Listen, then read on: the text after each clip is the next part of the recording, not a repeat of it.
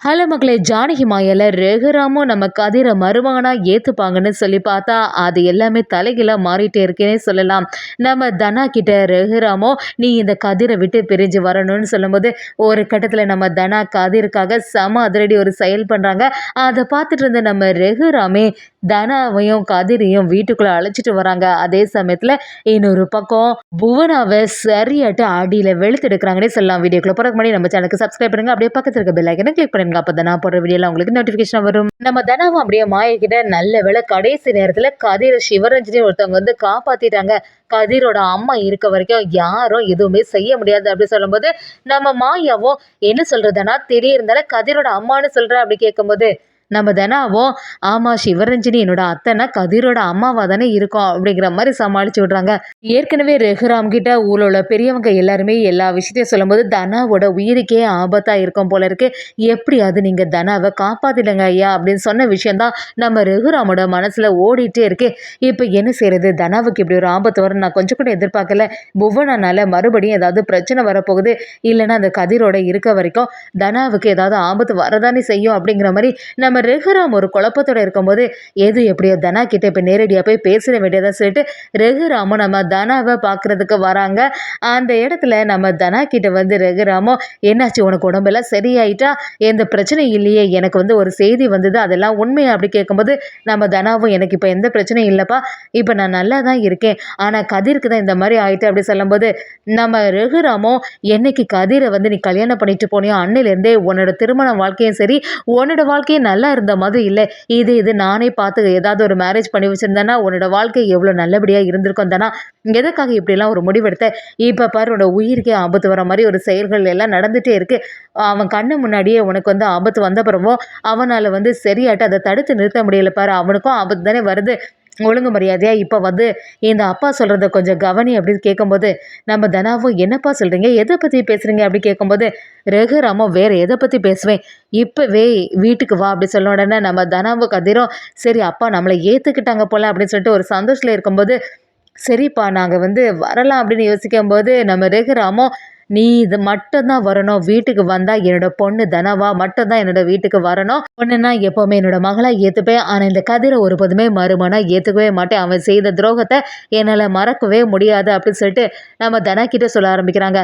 அதோட இல்லாம இதை கேட்டு நம்ம தனாவும் என்னப்பா நீங்க பேசுறீங்க, நீங்க கூட கூப்பிட்ட உடனே என்னையும் கதிரும் ஆசையாட்டு வீட்டுக்கு கூப்பிடுறீங்கன்னு சொல்லிட்டு சந்தோஷப்பட்டேன், ஆனா நான் வந்து அந்த வீட்டுக்கு வந்தேன்னா கண்டிப்பா கதிரோட தான் சேர்ந்து வருவேன், நான் ஒன்றும் இப்போ தனா ரகுராம் கிடையாது, தனா கதிர் அப்படிங்கிற மாதிரி நம்ம ரகுராம் கிட்ட பேசும்போது ரகுராம் அதை கேட்டு என்னது நான் ஒரு அப்பாவா நான் உங்ககிட்ட வந்து பேசுனா நீ இந்த மாதிரி என்கிட்ட சொல்லுவியா, இது கொஞ்சம் கூட நியாயமே கிடையாது தானா, உன்னோட உயிர் ஆபத்து வரும்னு தெரிஞ்ச உடனே எவ்வளோ பதறி போயிட்டேன் தெரியுமா, கண்டிப்பா நீ என் கூட வரணும்னு சொல்லும்போது நம்ம தனாவும் அதை எதுவுமே கேட்குற மாதிரி இல்லை. கதிரும் நம்ம தனா கிட்ட வந்து தனா எதுக்கு, என்னால உனக்கு உங்க அப்பாவுக்கும் பிரச்சனை, அதை உங்க அப்பா கூப்பிடுறாங்கல்ல, உனக்கு இஷ்டம் தான் நீ போறியன்னா போ அப்படி சொல்லும்போது நம்ம தனாவை என்ன கதிர் பேசிட்டு இருக்க, நான் ஒருபோதுமே உன்னை பிரிஞ்சு நான் போகவே மாட்டேன் அப்படின்னு சொல்லிட்டு ரொம்பவே உறுதியா இருக்காங்க அவங்க முடிவில். அதே சமயத்தில் நம்ம ரகுராமோ ரொம்பவே கோபப்பட்டுட்டு அந்த இடத்துலேருந்து போகும்போது ஜானகி அதை கவனிக்கிறாங்க. ஜானகி கிட்ட வந்து ரகுராமோ உன் பொண்ணு தனா எவ்வளோ பிடிவாதம் பிடிச்சவ தெரியுமா, அவளுக்கு ஒரு ஆபத்துன்னு தெரிஞ்ச உடனே ரொம்பவே வருத்தப்பட்டு தானே அவளை பார்க்க போனேன், ஆனால் அவள் நான் எல்லாம் முக்கியம் இல்லை கதிர் தான் முக்கியம்னு சொல்லிட்டு போயிட்டா பாரு அப்படின்னு சொல்லும்போது நம்ம ஜானகியோ ரகுராம் கிட்ட என்னங்க நீங்கள் பேசிட்டு இருக்கீங்க, புரியாமல் பேசாதங்க, தனா ஒரு மனைவியாக ஜெயிச்சிட்டா, என்னைக்கு கதிர் அவள் மேரேஜ் பண்ணாலும் அன்னையிலேருந்தே கதிரோட மனைவி தானே தனாவா இருக்கும், அப்படிப்பட்ட பொண்ணை தான் நம்ம நல்லபடியாக வளர்த்துருக்கோம், அவளுக்கு அவளோட கணவர் தான் முக்கியம்னு சொல்லிட்டு எவ்வளோ வைராக்கியமாக இருக்கா, அதே மாதிரி தானே இந்த காலத்தில் இருக்க முடியும் அப்படிங்கிற மாதிரி நம்ம ரகுராம் கிட்ட சொல்லும்போது ரகுராம் ஒவ்வொரு ஒரு விஷயத்தையும் யோசிச்சு பார்க்குறாங்க. கதிர்க்கு மேலே தனா அவ்வளோ அன்பு வச்சிருக்கா, அதனால தான் இப்படியெல்லாம் இருக்கா அப்படிங்கிறது எல்லாமே நம்ம ரகுராமுக்கு புரிய வருது. அதே சமயத்தில் இன்னொரு பக்கம் பார்த்தீங்கன்னா நம்ம கதிரும் தனா கிட்ட வந்து தனா உங்கள் அப்பா தான் இவ்வளோ தூரத்துக்கு வந்து உன்னை கூப்பிட்டாங்களே, என் கூட இருக்க வரைக்கும் நீ எந்த சந்தோஷத்தையுமே கண்டதில்லை, அது மட்டும் இல்லாமல் இப்போ கூட வாழ்க்கையில் கஷ்டப்பட்டுட்டு தானே இருக்க, கொஞ்ச நாளைக்கு வேணும்னா உன்னோட அப்பா கூட நீ இருந்துட்டு வரல தானே அப்படி சொல்லும்போது தனாவும் என்னங்க நீங்கள் புரியாமல் பேசிட்டு இருக்கீங்க, ஒருபோதுமே நான் அப்படி செய்யவே மாட்டேன், என்னைக்கு நம்ம வாழ்க்கையில முன்னேறி அப்பாவுக்கு முன்னாடி ஜெயிச்சு காட்டுறோமோ, அன்னைக்கே அப்பாவாட்டு உங்கள அந்த வீட்டுக்குள்ள கூப்பிடுவாங்க. அந்த சமயம் தான் உங்க கூட சேர்ந்து நான் வீட்டுக்கே போவேன் அப்படிங்கிற மாரி நம்ம தனா கதிர்கிட்ட சொல்லும்போது, கதிரும் இல்ல மாமா சொல்றதுல எந்த தப்புமே இல்லையே. அன்னைக்கு கூட அந்த கிரைண்டர்ல உன்னோட கை ஏதாவது பட்டிருந்ததுன்னா, அதுக்கப்புறமா யாருக்கு நான் என்ன பதில் சொல்லியிருக்க முடியும்? அப்படிங்கிற மாரி நம்ம கதிரும் தனா கிட்ட சொல்லும்போது, தனாவும் அவங்க முடிவுல உறுதியா இருந்து, இத பத்தி இனிமே எதுவுமே பேசாத கதிர். எந்த பிரச்சனையும் வராது. எதுவா இருந்தாலும் நாம 2 பேரும் சேர்ந்து தான் அந்த வீட்டுக்குள்ள போகணும் அப்படிங்கிற மாரி ஒரு முடிவெடுக்குறாங்க. இன்னொரு சைடு பார்த்தீங்கன்னா, புவனேஸ்வரியும் சரியா மாட்டிட்டாங்க. ஆதாரத்தோட ஜெயிலுக்குள்ள இருக்கக்கூடிய புவனேஸ்வரிய நம்ம அந்த ஆஃபீஸரும் வந்து வெளுத்தெடுக்க போறாங்க. அப்படியே அந்த இடத்துல வந்து புவனேஸ்வரி கிட்ட மிரட்டும்போது, "என்ன என்ன வந்து எதிர்பார்க்கலல்ல நீ?" அப்படின்னு சொல்லும்போது, புவனேஸ்வரியும், "அன்னைக்கே தலைவி பொறுப்புல நீ இருக்கும்போது உன்னை உண்டு இல்லைன்னு பண்ணிட்டேன்ல, அதெல்லாம் உனக்கு மறந்து போச்சா? என்னைக்கா இருந்தாலும் என்னோட பவர் தான் நீ." அப்படிங்கிற மாரி புவனேஸ்வரி அந்த இடத்துல கெத்து காட்டிட்டு இருக்கும்போது, நம்ம அந்த ஆஃபீஸர் சரியா வெளுத்தெடுக்குறாங்க. "இதுவரைக்கும் உன்னோட கெத்தெல்லாம் நான் பார்த்தாச்சு. நீ என்னைக்காவது பவர் ஆஃப் எஜுகேஷன பார்த்துருக்கியா? பாரு நான் படிச்சு எடுத்து இந்த மாரி ஒரு நிலைமையில வந்திருக்கேன். உன்னோட ஆட்டத்தை எல்லாம் அடக்குறதுக்காக தான் நான் வந்திருக்கேன். இனிமே நீ என்கிட்ட இருந்து தப்பிக்கவே முடியாது." அப்படிங்கிற மாரி புவனேஸ்வரி வந்து மிரட்டலா பேசும்போது, அந்த ஆஃபீஸர் சரியா அடியில விடுத்திருக்கிறாங்க. அரைஞ்சு தள்ளுறாங்க. இந்த மாதிரி அடிய புவனேஸ்வரி வந்து கிடைச்சிருக்கவே செய்யாது.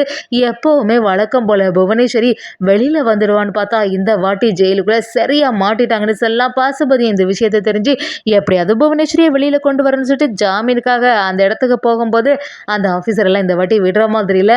எவ்வளோ ஆதாரத்தோட நாங்க நிரூபிச்சிருக்கோம். அப்படி இருக்கும்போது ஈஸியாலாம் இவங்கள வெளியிலேயே விட முடியாது. இவங்களுக்கு சரியான பாடம் புகட்டின பிறகு தான் வெளியில வர முடியும். அப்படி சொல்லும்போது புவனேஸ்வரியும் என்ன அடங்குன மாதிரி இல்ல. அப்படியே அந்த ஆஃபீஸர மிரட்ட ஆரம்பிக்கிறாங்க. "என்னை பத்தி உனக்கு தெரிஞ்ச பிறகும் என்னையே இந்த மாரி அடிக்கிறியா? உன்னெல்லாம் வெளியில வந்த பிறகு உண்டில்லன்னு பண்ணிடுவேன்." சொல்லும்போது அந்த ஆஃபீஸர் எல்லாம் இந்த மிரட்டலுக்கு பயப்படுற மாதிரி இல்ல. "எத்தனையோ வாட்டி உன்னோட மிரட்டல் எல்லாம் நான் வந்து பார்த்தாச்சு. இந்த வாட்டியெல்லாம் உன் பாஷா எனக்கிட்ட பலிக்காது." அப்படிங்கிற மாரி அந்த ஆஃபீஸர் செம கெத்தாட்டு புவனேஸ்வரி கிட்ட சொல்றாங்க. இன்னொரு சைடு பார்த்தீங்கன்னா, நம்ம மாயா கிட்ட ஜானகியும் நடந்தது எல்லாத்தையுமே பார்க்கும்போது, எனக்கு ரொம்பவே வருத்தமா இருக்கு மாயா. தனாவுக்கு உயிருக்கு ஏதாவது ஆபத்து வந்துருமா? தனாவும் கதிரும் வேற தனியா இருக்காங்க. அவங்களுக்கு எந்த பிரச்சனையுமே வராதே! அப்படிங்கிற மாரி சொல்லும்போது, மாயாவும் இத பத்தி எல்லாமே கவலைப்படாதீங்க பெரியம்மா. நாங்க எல்லாம் இருக்க வரைக்கும் அவங்களுக்கு எந்த ஆபத்தும் வரவே விட மாட்டோம்.